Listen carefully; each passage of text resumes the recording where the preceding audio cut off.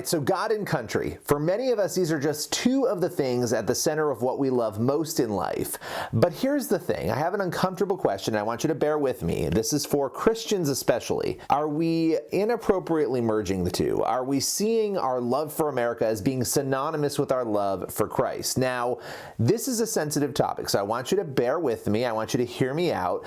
But as Christians, we are absolutely 100% called to put our faith in God at the center of everything we do, okay? We're called to separate our love for America, for our house, our cars, even our families and our loved ones. We're called to separate that from our love for Christ and to be certain that our thoughts, our actions, our deeds, that they are always prioritized with Christ over anything else that we love in life, right?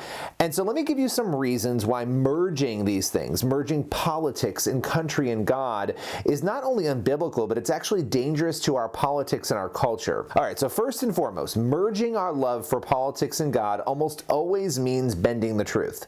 We often find ourselves remaining silent on various issues or even ignoring things that are happening when imperfect people, and by the way, that's all of us because we're all imperfect, on our side of an issue make a bad call, right? Jesus calls us to truth, yet when we fail to elevate our love for God over our love for our country, we fall prey to bad theology, but also to mistruths and ignoring bad behavior. I mean, these are things we do, and yet in John 18:36, Jesus says, "My kingdom is not of this world."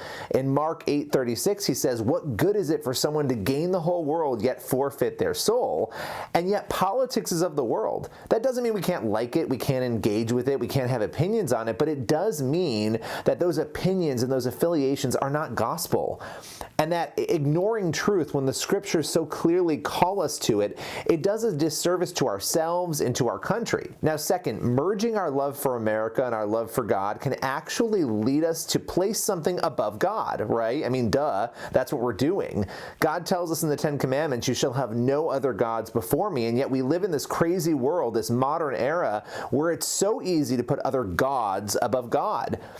And a lot of us struggle with this when it comes to country. I'm watching these political events, these pro-Trump rallies are unfolding all over the place, and the fervor and the passion is almost unbelievable. And yet I'm left wondering, do I have the same passion for God? Do we do the same things for Jesus? I mean, maybe some of us do, but I feel like maybe we should be a little convicted, some of us. I know I am. And then finally, merging love for America and love for Jesus actually prevents us from improving America. You know, our country is not perfect. Our history is not perfect because we're made up of sinful, error-prone human beings. That's you and me. But when we merge gospel truth with love for America, we often act as though our problems don't exist, or we inadvertently diminish them. But if truth is guiding us and if honesty abounds, we've got to let the gospel lead us towards improving our country.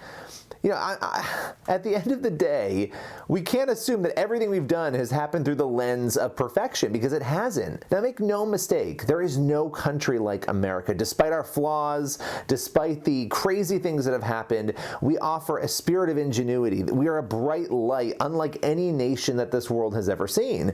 But honesty has to guide us. True love for America means allowing the gospel to guide each of us in how we engage socially, in politics, in the cultural conundrums of the day, and any other issue that pops up. You know, if we want to keep America great, we do it not by unquestionably aligning with a party or a movement, but by clinging to God and His truth.